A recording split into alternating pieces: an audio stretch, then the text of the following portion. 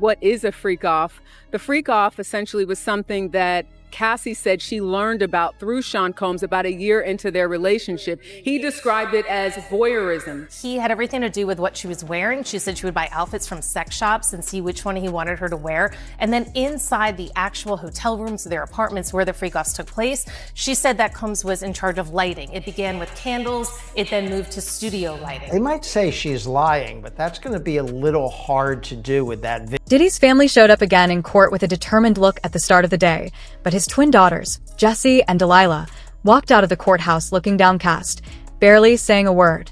His mom, Janice, and sons, King and Justin, were there too, nobody smiling. We need you to step to the side. Step to the side, please. You look cold.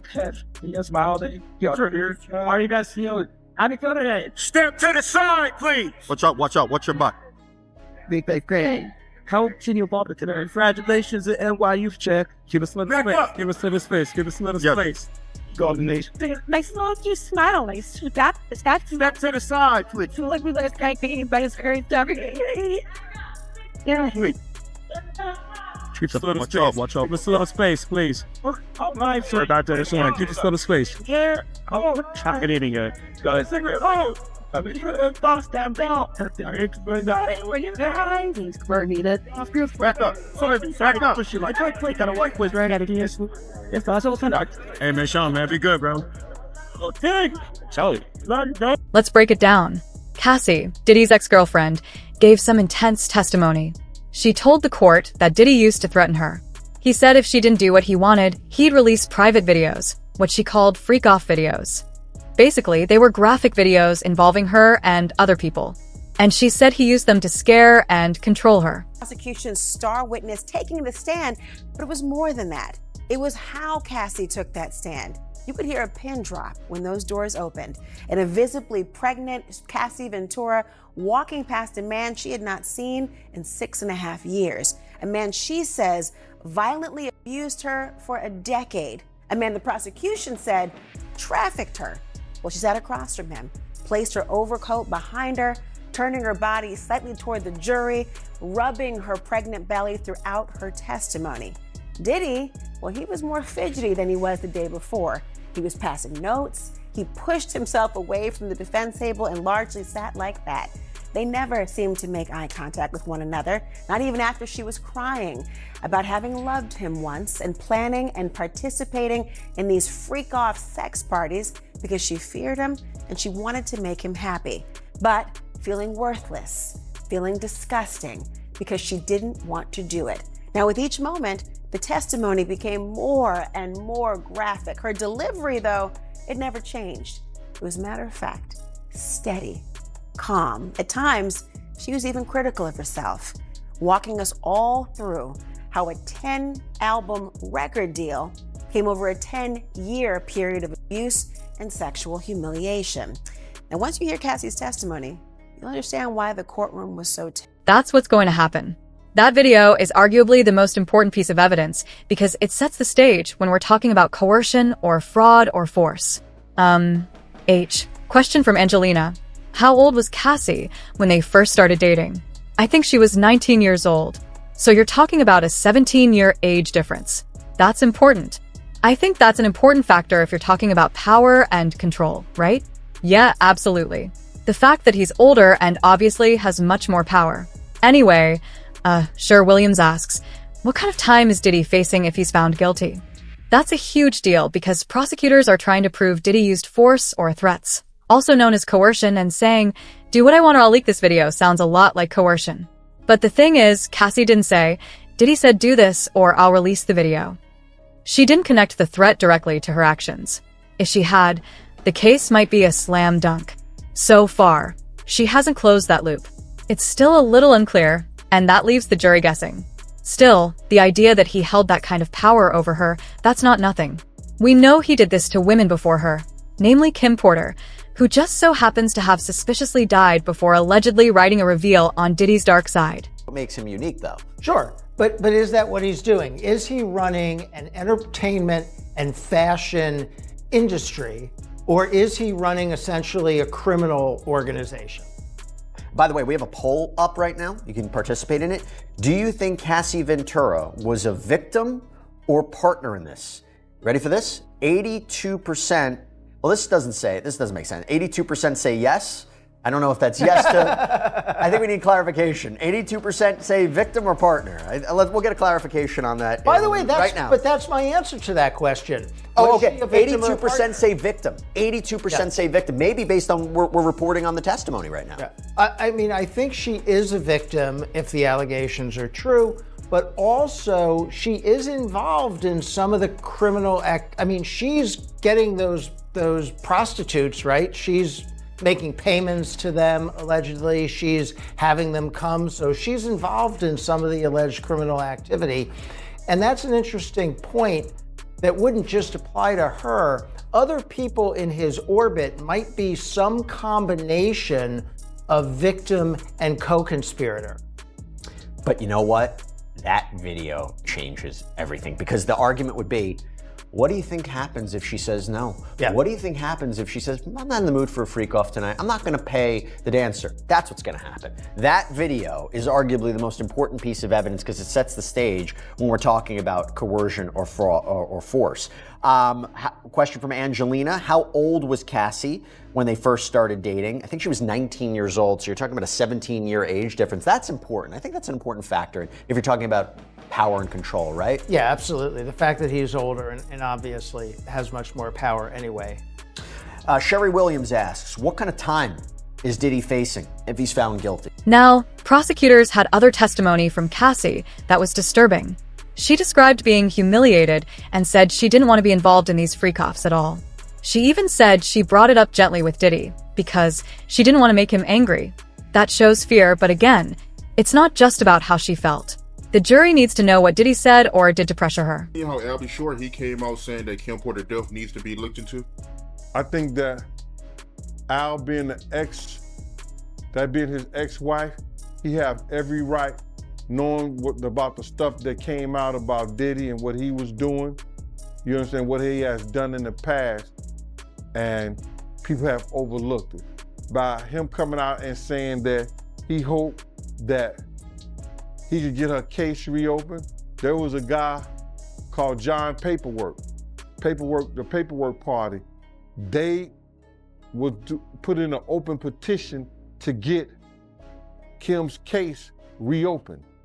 You understand what I'm saying? So I'll be sure doing this is showing that, you know, he still got love for Quincy's mother. He still want to find out the truth because allegedly Kim was fine the day before and the day of her death. And then now she found in the bed dead from pneumonia. That just don't sound right, bro. That don't sound right at all. So you feel the same way about her death being suspect? I don't think nobody in America think it's nothing suspicious about Kim's death, bro. If you are rich like that, you could, you know, Kim had, I think, a net worth of like, what, 12 million a year or something like that? Kim could have called any doctor to come over and look at her. If she was that bad, you know, she could have called an ambulance or something like that. Everything is suspicious about her death, bro. And I don't think an autopsy was done on her. And if it was a half job. You personally, right? What do you think happened to Kim Porter? If I say something personal, bro, and my belief, and I put it on to the public, then I might be like... Things got even more graphic. Cassie said, did he or people he told to urinate on her during these freak-offs? The prosecutor asked, did you want that? And Cassie flat out said, no, it was disgusting. I choked. I didn't want anyone to do that. When asked why she didn't say no, she said it was obvious she didn't want it. But here's where the defense might push back. They could argue, did you say no clearly? Did he force you anyway? That's what the law cares about, proof of force or threats. And Cassie admitted she never clearly gave permission, but also didn't clearly say stop. That puts things in a gray area that the defense will try to use. Interview. Some jurors might think, come on, of course she didn't want that. But others might say, where's the proof that Diddy made her do it against her will? Alleged criminal enterprise, and how, based on the opening statement from yesterday, he didn't just have staff who were helping him commit the crimes, but also covering them up. Just now, an update from court. Prosecutor asked Cassie Ventura, how would he keep tabs on you? To which she apparently responds, he didn't live far apart. Oh, we didn't live far apart. He'd send security to come find me or a trusted assistant. Like who? David James, Christina Courtroom, who we all know has been a central figure in this case. Maybe not the criminal case, but she's come up in lawsuits before. The prosecutor asks her, was your relationship exclusive? Ventura replies, no. If she's naming names like David James or Christina Courtroom, do they have to testify, you think?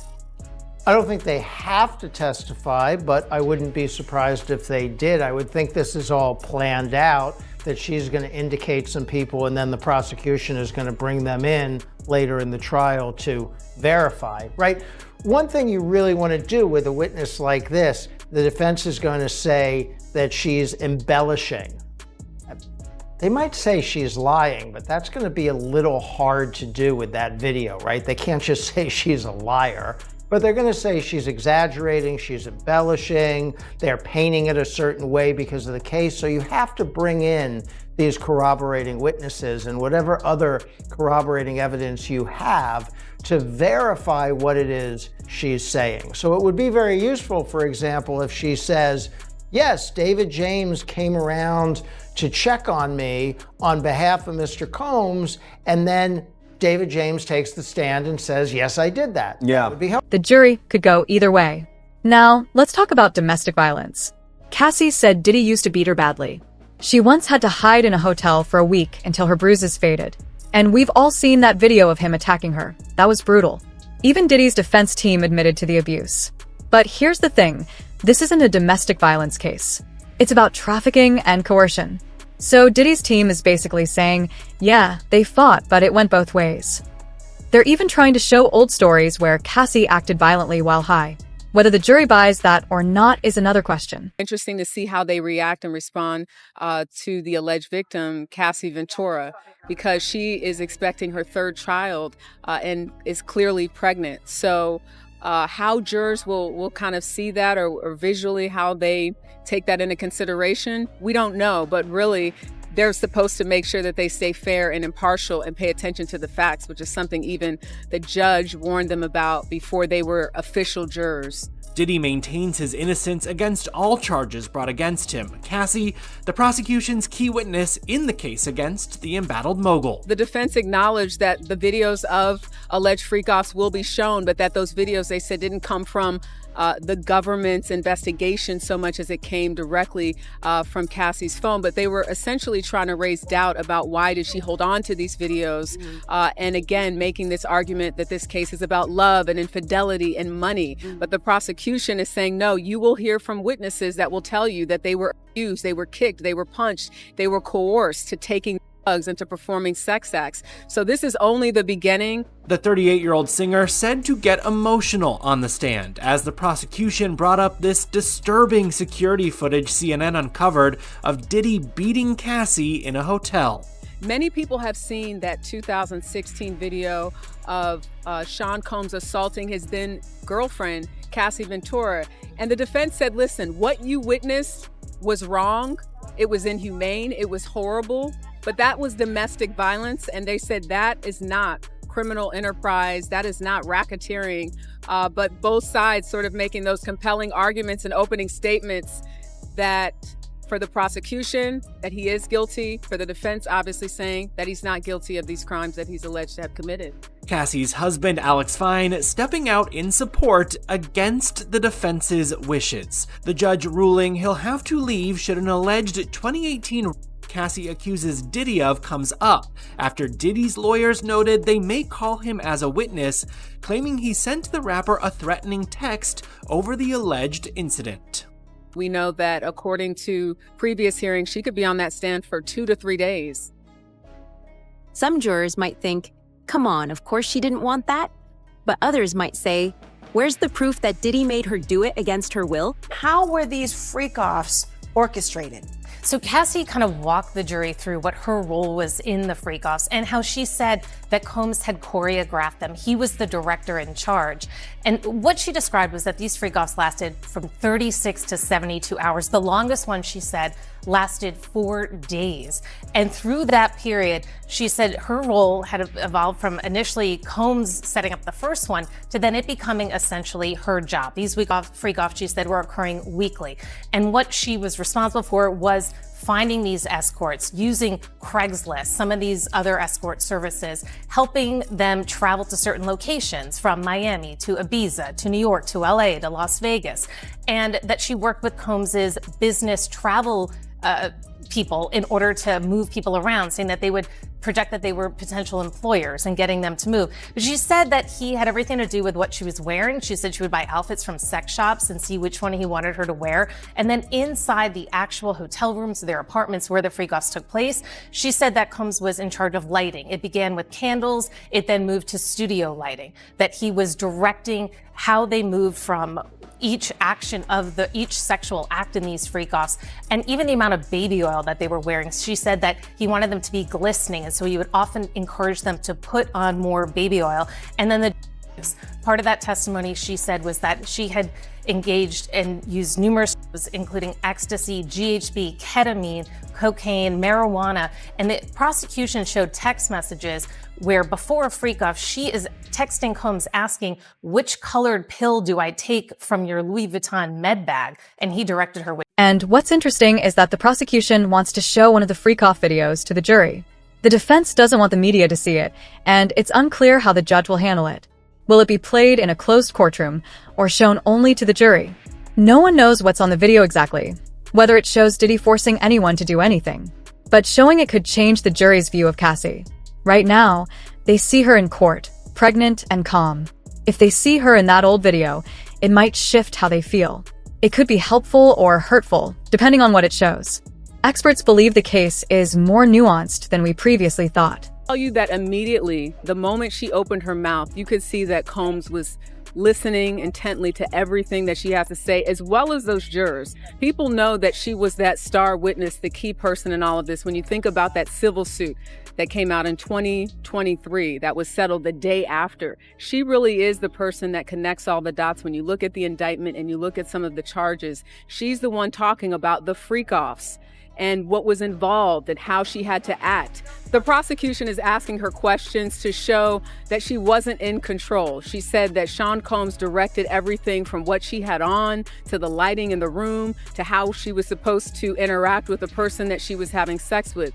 And again, just to reiterate what is a freak-off, the freak-off essentially was something that Cassie said she learned about through Sean Combs about a year into their relationship. He described it as voyeurism, wanting to watch her have sex with someone else. And she said that she did it because she was 22, 21. She was young. She didn't know any better, and that she wanted to please Sean Combs. And at some point in time, she actually had said that she looked forward to the freak-offs. Why did Cassie express looking forward to these said freak-offs? When the prosecution asked her, was there ever a time that you enjoyed the freak-offs? This is when Cassie got choked up and she said, I did, but only because I got to spend one-on-one time with Combs and I really did love him. And that is speaking to the psychological abuse in addition to the physical abuse that she potentially experienced as well. She's definitely laying out someone who was young, who was influenced by wanting to have this record career. She signed a 10-album deal with Bad Boy Entertainment, led by Sean Combs,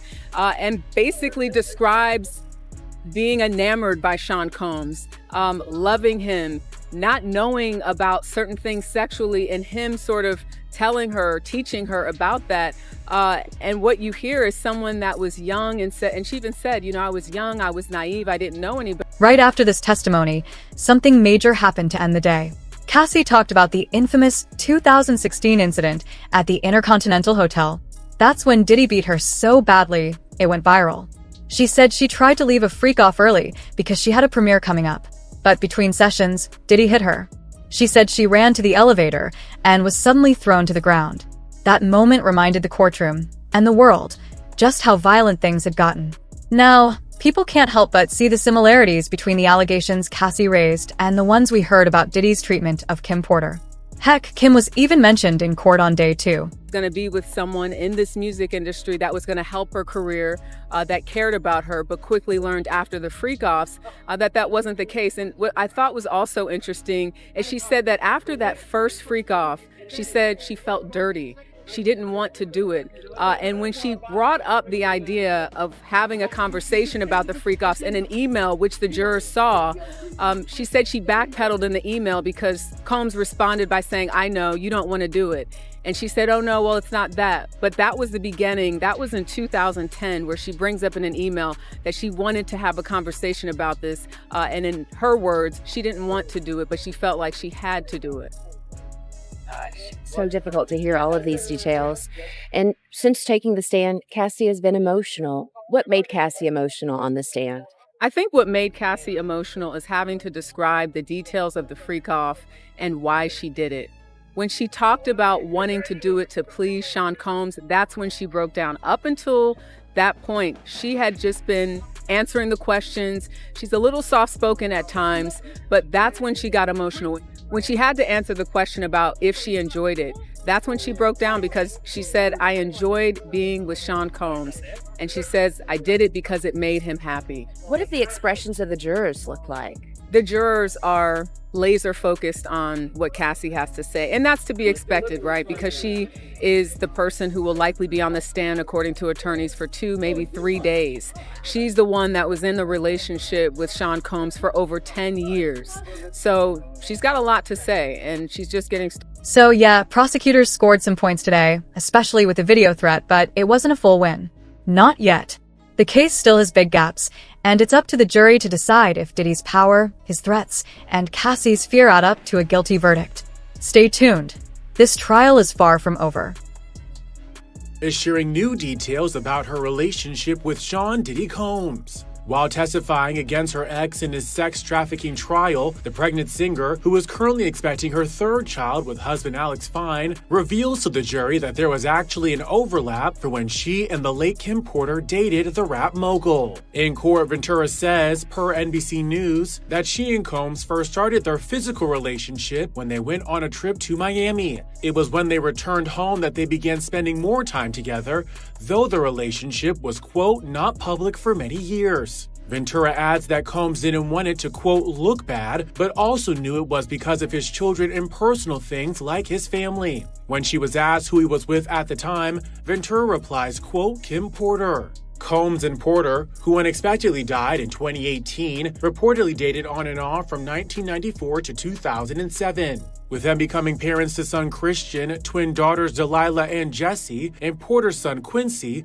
whom she had from a previous relationship. Their romance ended in 2007, with her choosing to pack up all of her belongings and move out of their home while Combs was out of town. Porter has previously said to Essence magazine that she wanted it to be, quote, dramatic, adding, quote, if I pack up everything, twins and all, it means I'm out. Puffy's an action person, not a talk person. Ventura and Combs reportedly dated from 2007 to 2018, with her sharing after their romance that he was frequently violent towards the end of their relationship. Last May, a 2016 video of the rapper assaulting her surfaced. In hotel surveillance video published by CNN, Combs was seen chasing the singer down a hotel hallway before grabbing her, pulling her to the ground, and kicking her multiple times. The footage appeared to match up with an alleged incident detailed in the singer's lawsuit filed against the Grammy winner. I don't really want to say what I really believe, brother, because, you know, what I really believe is that they might got into a little spat, a little fight, something went down, and Puff did that play fighting stuff that he always do, and that pillow fighting stuff, and probably smothered her. But I wouldn't say that on the air. I wouldn't let people know that he probably smothered her to death, and because she had a bad cold or she felt some kind of way that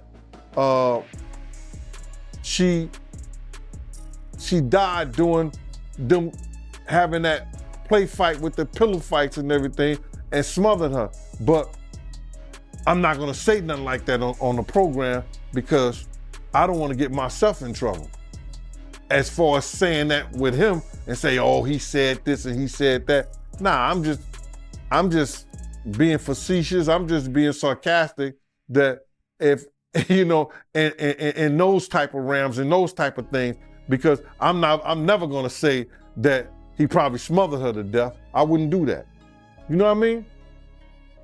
And then all of a sudden they rush to do the coroner come in and say, yo, she had pneumonia, she died of pneumonia, but nobody did no autopsy or nothing like that. Get out of here. Have her funeral, put her in a gold casket. It takes what, 2 months to get those gold caskets, had it within a week? Or you're a millionaire, I guess you can. You're a multi-millionaire, you can get it that quick.